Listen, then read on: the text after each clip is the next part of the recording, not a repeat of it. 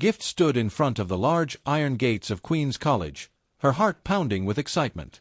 It was a dream come true. She had earned a scholarship to one of the most prestigious schools in the country. Her parents beamed with pride, and her little brother jumped around, celebrating for her. But as she walked in, her smile slowly faded. The students she passed in the hallways were slim, elegant, and graceful. Their uniforms fit them perfectly, while hers felt tight around her body.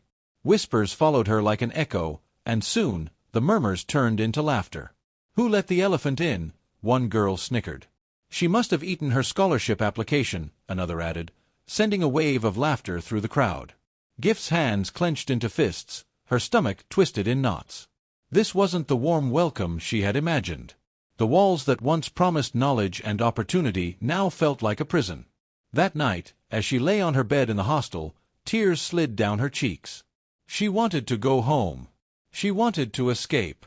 But when she called her parents, their response shattered her hopes. "Gift, we can't do anything. You worked hard for this scholarship.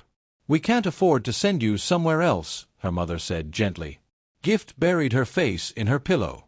She was trapped. The next morning, Gift walked hesitantly through the school corridors, dreading what lay ahead. The snickers and stares were even worse than the previous day.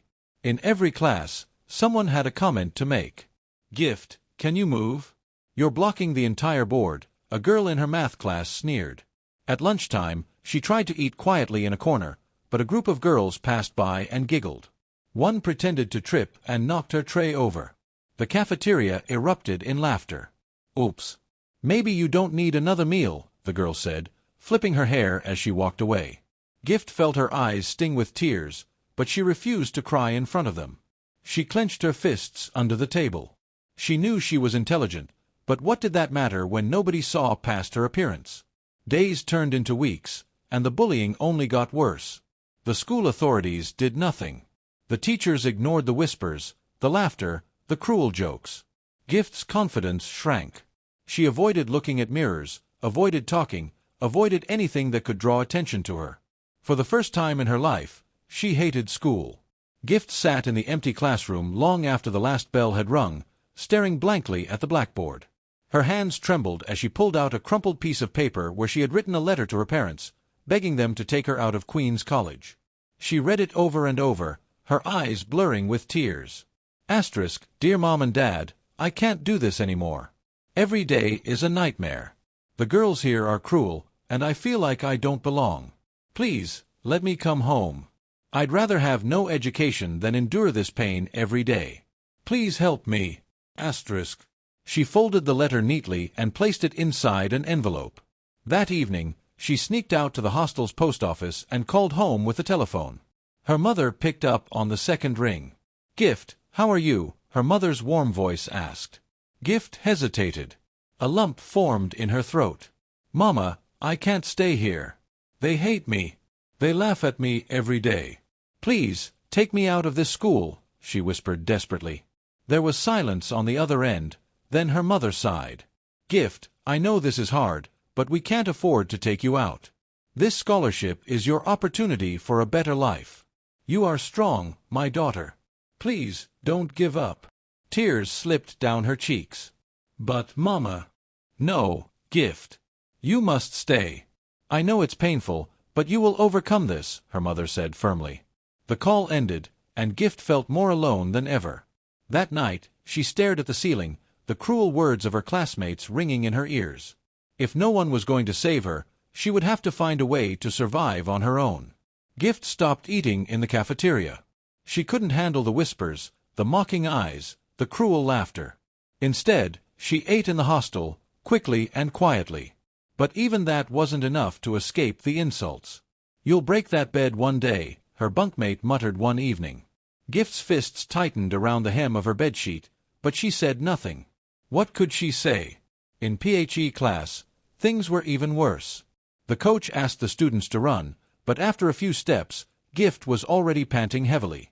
The other girls ran effortlessly, their slim bodies moving with ease. "Gift, you're slower than a tortoise," one of them shouted. "Maybe she should just roll instead of run," another added, sending the entire class into laughter. She wanted to disappear. After class, She locked herself in the bathroom and stared at her reflection. Her dark skin, her round face, her full figure, everything about her was different from the other girls. Ugly, that's what they called her. And at that moment, she believed them. Maybe she really was ugly. Maybe she really wasn't meant to fit in. But deep inside, a small voice whispered, "One day, they'll see you differently." She just didn't know how to make that happen. Gift struggled through another school day, her spirit heavy with the weight of endless mockery. Every laugh, every insult chipped away at her self-esteem, leaving her feeling invisible yet painfully exposed. She no longer raised her hand in class, even when she knew the answers. She had stopped making eye contact with anyone. One afternoon, after an especially humiliating moment in the cafeteria, she sat on a bench near the assembly hall, hugging her knees. She wanted to be anywhere but here. "Are you okay?" a soft voice asked. Gift looked up to see a teacher, Miss Amaka, watching her with concern. She had never noticed her before, probably because she had mastered the art of being unnoticed. "I'm fine," Gift mumbled, looking away. Miss Amaka sat beside her. "I've seen the way the other students treat you. I know it's not easy, but I want you to remember something. You are worth more than their words." Gift scoffed. "That's easy for you to say." The teacher smiled gently. "Do you know what makes a person truly beautiful? It's not just how they look. It's how they carry themselves, how they believe in their own worth. You're brilliant, Gift. Don't let them take that away from you." Gift swallowed hard. No one had ever told her something like that before. But believing it was another thing entirely. As Miss Amaka walked away, Gift sat there, staring at the sky. For the first time in a long time, she felt something different, something small but powerful. She managed to finish the first academic session. And when the new session began in SS2, it started with new students. Gift barely noticed any of them at first because her world was still dark with shame and loneliness. But everything changed the day Gloria arrived. She was tall, graceful, and confident. The moment she stepped into the class, everyone noticed her. During lunch, Gift overheard some girls asking Gloria how she kept her body so fit. Gloria only smiled and said, "I wasn't always like this. I used to be much bigger, but I changed with time." Gift's heart raced. Could it be? Later that evening, as Gift sat alone in the hostel, Gloria approached her. "Can I sit here?" Gift hesitated, then nodded. "I see the way they treat you," Gloria said softly. "And I know how it feels. I used to be bullied too." Gift's eyes widened. "You?" Gloria nodded. "Worse than this. I had to drop out of school for a whole year. But my aunt helped me change, not just my body, but the way I saw myself. And I want to help you too, if you'll let me." Gift stared at her in shock. Could this really be happening? Could someone like Gloria truly understand her pain? For the first time in years, she felt like she wasn't alone. And maybe, just maybe, her life was about to change. Gift hesitated, staring at Gloria in disbelief. Could this be real? Was someone finally seeing her beyond the cruel jokes and mockery? "Why would you want to help me?"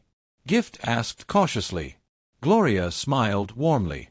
"Because I know what it's like to feel trapped in your own body. And I know how much strength it takes to change. But you don't have to do it alone." For the first time in a long while, Gift felt a flicker of something unfamiliar. Hope. Could she really change? Could she become someone who wasn't the subject of laughter? "But it's impossible," Gift muttered, shaking her head. "I've been like this my whole life."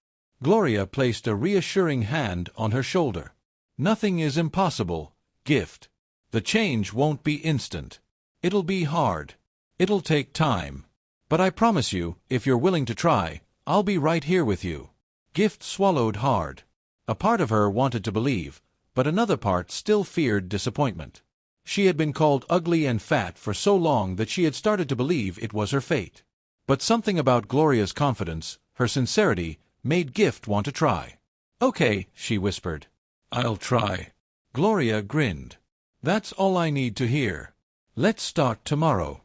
And just like that, the first step of Gift's transformation began. The next morning, before dawn, Gift found herself standing outside the hostel with Gloria. The school compound was quiet, and the cool air wrapped around them like a comforting blanket. "First things first," Gloria said, stretching her arms, "we start with movement. We won't do too much at once. Just a little every day." Gift's heart pounded. "Movement? Like running?" Gloria laughed. "Not yet. Let's start with walking." They began walking around the school field. At first, it felt easy, but soon, Gift's breath came in heavy gasps. Sweat dripped down her face, and her legs ached. "Keep going," Gloria encouraged. "Slow and steady." Gift pushed forward, but by the third lap, she had to stop. I can't," she panted. Gloria nodded. "That's okay. We'll build up little by little.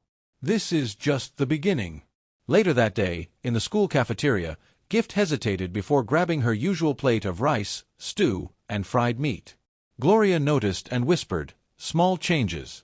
Can you go for something lighter today?" Gift sighed and picked jollof rice with grilled fish instead. It wasn't a huge change, but it was a start. That night, as she lay in bed, her body ached, and her stomach rumbled for the sugary snacks she usually ate before sleeping. But for the first time in a long while, she felt proud of herself. It was just a small step. But it was a step forward. The following days were torture. Every muscle in Gift's body ached from the early morning walks. Her legs felt heavy, and her breath still came in ragged gasps, but Gloria never let her give up. "You don't have to be the fastest," Gloria would remind her. "You just have to keep moving." In the cafeteria, Gift struggled to resist her usual cravings. The sight of other students enjoying sweets and fried foods made her stomach grumble, but she clenched her fists and stuck to Gloria's advice: lighter meals, smaller portions, and more water. Despite her efforts, the bullying didn't stop.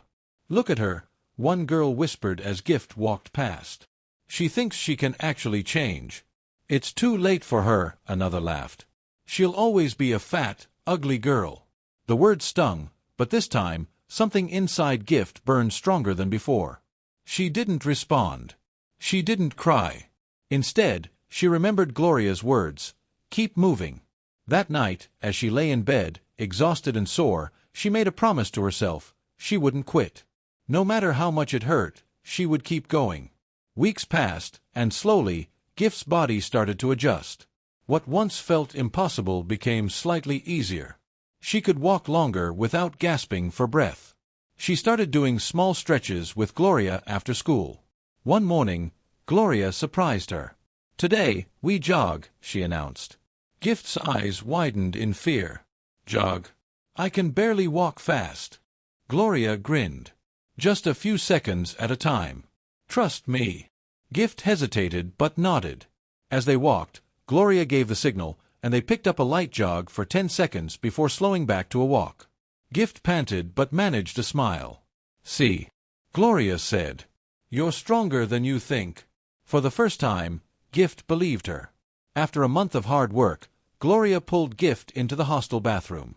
"Look at yourself," she said, pointing at the mirror. Gift hesitated. She had spent years avoiding mirrors, hating the reflection that stared back at her. But today, she forced herself to look. She still wasn't slim, but something was different.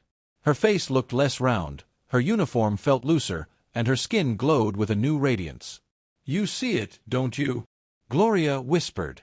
Gift swallowed. "A little." "You're changing," Gloria said firmly. "And not just on the outside." For the first time, Gift didn't just see an ugly girl. She saw someone who was fighting. And that made all the difference. One afternoon, the school organized a relay race for all students. Normally, Gift would have avoided such events, but this time, Gloria pushed her. "Just try," she said. "Not to win, but to prove to yourself that you can." Gift agreed, though fear gnawed at her stomach. When it was her turn to run, she took a deep breath and sprinted as best as she could. She wasn't the fastest. She still struggled. But she wasn't the last. For Gift, that was victory enough. Gift continued her morning jogs with Gloria, pushing herself harder each day. Though she wasn't yet slim, her body felt different, stronger, lighter. Even her breathing improved. One afternoon, as she walked through the school hallway, she noticed something unusual. Fewer students laughed at her. Some still whispered, but their voices weren't as cruel.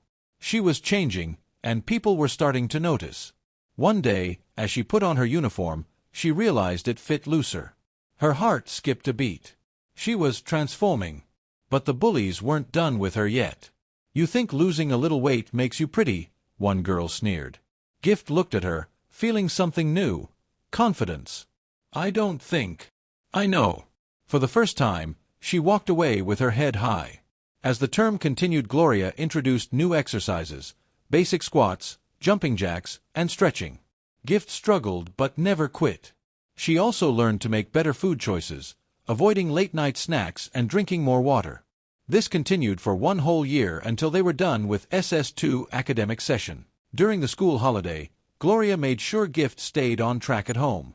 Since they almost lived in the same neighborhood, they exercised together, planned meals, and supported each other. By the time school resumed for SS3, the change in Gift was undeniable. Her face had slimmed, her uniform fit perfectly, and her walk carried newfound grace. And that was when the school announced the beauty pageant, a yearly activity done to crown the face of Queen's College. Every SS3 student was required to participate. When Gift signed up, laughter erupted in the hall. "You competing for face of Queen's College?" someone scoffed. But Gift wasn't the same girl they once mocked. She met their laughter with a steady gaze. "Watch me." Meanwhile, Gloria pushed Gift harder. They increased their workout intensity, fine-tuned her diet, and worked on her posture and confidence. "You're not just competing with beauty," Gloria reminded her. "You have intelligence, kindness, and strength. That's what will make you win." Gift believed her. With only a week left before the competition, Gift looked in the mirror and saw someone she barely recognized. Her skin glowed, her body was fit, and her eyes sparkled with confidence. She was no longer just the fat, ugly girl. She was ready. The school hall was packed. The contestants walked the stage, one by one. When Gift's turn came, silence filled the room. She wasn't the same girl they had mocked for years. She was fit and glowing. She walked with class, answered questions with intelligence, and carried herself with grace. When the final results were announced, her name echoed through the hall. "Gift is the winner." She didn't just win because of her beauty and class, but also how intelligent she was. Cheers erupted. Even the bullies stared in shock. The girl they once mocked was now the face of Queen's College. As Gift held her crown, she found Gloria in the crowd and ran to hug her. "You did it," Gloria whispered. "No," Gift said, smiling. "We did it." From that day forward, she was no longer the fat, ugly girl. She was Gift, the girl who overcame, the girl who transformed, the girl who shined. And no one would ever doubt her again. All thanks to Gloria. This is the end. Remember to like and subscribe for more. Thank you for watching.